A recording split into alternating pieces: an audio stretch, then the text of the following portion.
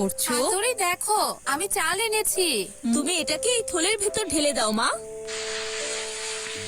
এখন আমি এটাতে পানি ঢেলে দেব। এটা আসলে কোনো হাড়ি ছাড়া রান্না হতে পারবে হাতুড়ি? যদি হাতুড়ির সাথে থাকে তাহলে আর ভয় কিসের। পানি মেশানোর পর এখন আমি এটা গর্তে রেখে মাটি দিয়ে ঢেকে দেব। তারপর এটার উপরে একটা লাকড়ি রাখবো আর আগুন জ্বালি কুকার। এখন আমাদেরকে এটা রান্না হওয়া পর্যন্ত অপেক্ষা করতে হবে মা। চলো সবাই খাওয়া শুরু করি। দারুণ মজা হয়েছে। আমাদের তো ইলেকট্রিসিটি ব্যবহার করার কোনো প্রয়োজন নেই। হাতুড়ি তুমি অনেক স্মার্ট আর কুল। প্রশংসা করে আমাকে লজ্জায় ফেলে দিও না কেনিচি। আদিকালের লাইফস্টাইল। যদি তাই হয় তাহলে আমাকে কিছু একটা করতে হবে। এবার তুমি শুধু দেখতে থাকো কিও। দারুণ হয়েছে। আমাদের কাজটা হয়ে গিয়েছে কিও। আর কয়েকটা ছেপে দিন। সাবুন সাবুন। এই নাও, এই নাও, এই নাও।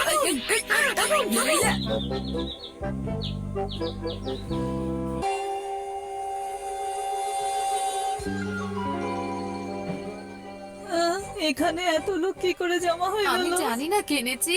এটা হচ্ছে আদিকালের মানুষের লাইফস্টাইল। এটা দেখে একটু আজব লাগছে না? আমারা তুমি হাই এখানে? স্যার, হাই ইউমিকো, ভালোই হয়েছে আপনি এখানে এসেছেন। হ্যাঁ, কিন্তু এখানে সব কি হচ্ছে? আসলে স্যার সেভিংস এর চক্করে পড়ে কেনিচি একটু বেশি আদিকালে চলে গিয়েছে। হাতুড়ি, এখন তাহলে আমরা কি করব? হ্যাঁ, আরে এত বড় একটা সাইনবোর্ড! নিশ্চয়ই ওই আমার এই কাজটা করেছে। চেহারা বদলে ফেলা নিনজা টেকনিক। ডিং আমি জানি না বিষয়টা কেমন হবে, কিন্তু এই সাধারণ জীবন যাপনের লাইফ স্টাইলে আমি অনেক পছন্দ করি। হ্যাঁ, আপনি ঠিক কথাই বলেছেন। যদি আমাদের বেঁচে থাকার সব উদ্দেশ্য শেষ হয়ে যায়, তারপরেও আমরা 100 না 200 বছর পর্যন্ত বেঁচে থাকবো, এটা কিন্তু হতে পারে। এই বুড়োর টিকিট তার আগেই কেটে যাবে। কিনেছি কি দারুণ ভাবে সেভিংস লাইফস্টাইলে সেটিং করেছে, তাই না স্যার? হ্যাঁ, এটা আসলেই কঠিন একটা কাজ। আমার পরিকল্পনা উল্টো হয়ে গেল। এসো এসো, জলদি এসো। Yes sir. সবাই ঝটপট করে লাইট সেট আপ করে ফেলো। Yes sir. আরে বাহ, টিভি চ্যানেল থেকে এসেছে। আমি জামিল বাহারি, নিউজ চ্যানেল থেকে এসেছি। কিছু নিউজ কভার করতে পারি? কিনেছি আর ওর ফ্যামিলি তো ফেমাস হয়ে গেছে। আরে এটা কি হয়ে গেল?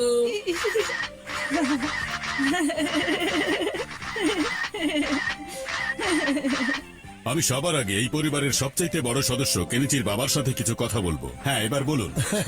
আসল বিষয়টা হলো আমাদের সবার সেভিংস করা উচিত। এটা খুবই ভালো একটা অভ্যেস। আপনার সাথে কথা বলে অনেক ভালো লেগেছে মিস্টার মিৎসুবা, থ্যাংক ইউ। আর এখন আমি তার ইন্টারভিউ নেব যে এমন নতুন লাইফ স্টাইলের বিষয়ে উদ্যোগ নিয়েছে। এই কিও, এসব কি হয়ে গেল? কি সব খবর চেপেছে? আর সহ্য হচ্ছে না আমার, এসব ফেলে দাও। আরে সব বিক্রি করে দাও।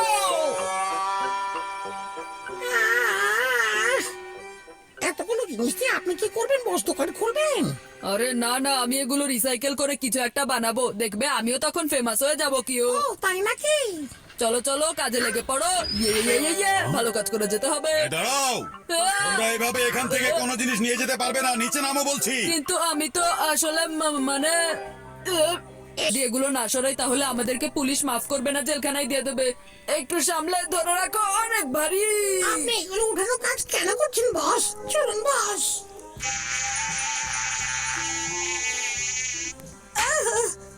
হাতুড়ি, দেখো না কত মশা আমাদেরকে কামড়া। রিল্যাক্স হয়ে যাব।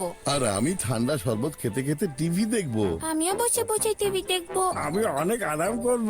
আমার এই ফ্যামিলি শুধু নিজেদের বিষয় নিয়েই ভাবছে। সাধারণ জীবনযাপন বেশি দূর টিকলো না। Ding ding.